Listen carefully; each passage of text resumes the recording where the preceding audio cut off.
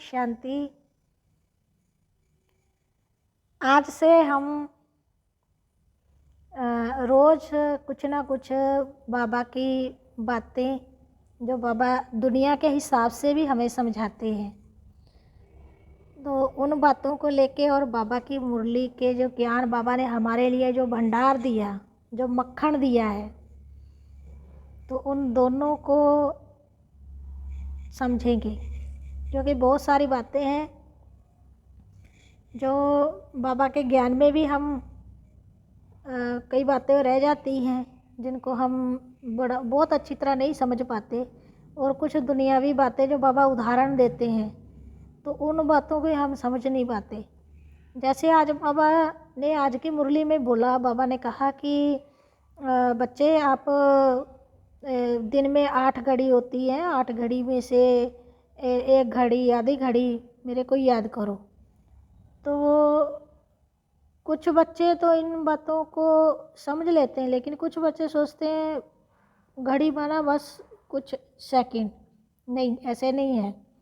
घड़ी माना जो पूरा 24 घंटे का चक्कर है, उस 24 घंटों को आप 24 घंटे में 3-3 घंटे का एक क्यू बनी हुई है। उस 3 घंटे की एक क्यू को एक घड़ी बोलते हैं। तो ऐसे हमारा पूरे दिन का ये चक्कर है। तो बाबा ने आज हमें कहा 1 घड़ी माना 3 घंटे और आधी घड़ी माना 1.5 घंटा। तो बाबा को याद करना है। वैसे तो 8 घंटे का बाबा ने बताया, लेकिन बाबा ने आज आधी घड़ी के लिए, 1 घड़ी के लिए बोला। तो आधी घड़ी का जो आज भाव अर्थ है वो बाबा ने यह बताया। अच्छा, दूसरी बात बाबा ने एक बात और मुरली में बताई कि बच्चे, मुरली जो है वो हमें कहाँ सुननी चाहिए, किससे सुननी चाहिए। तो आज जैसे कि कोरोना आया और उस दौरान बहुत सारे ऑनलाइन क्लासेस शुरू हो गई, मुरली क्लास शुरू हो गई। तो हमने सोचा कि बाबा ने जो फैसिलिटियाँ दी है हमें उनको यूज़ करना चाहिए। देखिए, वो तो अच्छी बात है, यूज़ करना चाहिए, लेकिन यूज़ कब करना चाहिए ये भी हमें पता होना चाहिए। जैसे वो टाइम ही ऐसा था कि हम सेंटर पर जा नहीं सकते थे और हमें ज्ञान भोजन भी चाहिए था। तो ज्ञान भोजन जो है वो हमने ऑनलाइन लिया, लेकिन आज कोई ऐसा नहीं प्रॉब्लम है जो हम सेंटर पर जाकर मुरली ना सुन पाए। तो मुरली जो है हमें सेंटर पर ही सुननी चाहिए, क्योंकि ऑनलाइन जो है वो हर प्रकार के लोग उससे जुड़ते हैं, मुरली सुनते हैं। कुछ उसमें से सिर्फ नेगेटिव पॉइंट ढूंढने के लिए,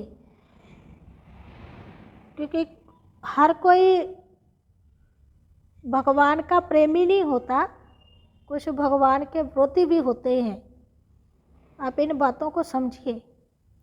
लेकिन जो आपको चाहिए, जो आपको सवारे, उसके लिए आपको कहाँ जाना पड़ेगा? सेंटर पर। सेंटर पर जाएंगे, आपके अंदर कुछ प्रश्न होगा, वो भी हल किया जाएगा। कुछ बात आपको समझ नहीं आई, वो भी आपको बताई जाएगी, जो बात आपको ऑनलाइन नहीं मिल सकती। तो उसके लिए हमें सेंटर पर मुरली सुननी चाहिए। देखिए, अगर लॉकडाउन के दौरान अगर इतने ऑनलाइन क्लासेस शुरू हो गई तो फिर बाबा ने सेंटर तो बंद नहीं किए।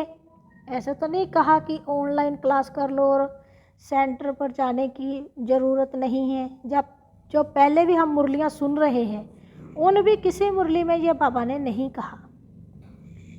तो इन चीज़ों में अपनी मनमत हमें नहीं यूज़ करनी चाहिए, ना मनमत ना परमत।